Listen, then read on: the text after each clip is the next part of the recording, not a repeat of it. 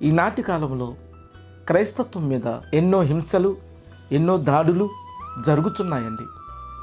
క్రైస్తత్వం అంటే మతం కాదండి, క్రైస్తత్వం అంటే మార్గం అండి.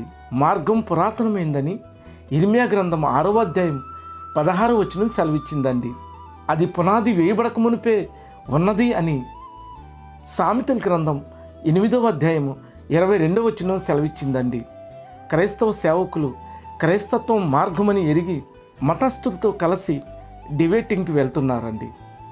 మతపరమైన వారు మార్గం మీద గెలవలేక మార్గమును ప్రకటించే సేవకులను హింసించి చంపుతున్నారండి. సహోదరులారా, మతం మారదండి.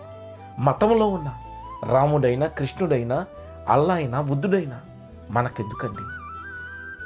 మతం అని తెలిసిన తర్వాత మార్గంలో ఉంటున్న సేవకులు డిబేటింగ్కి వెళ్ళొద్దండి.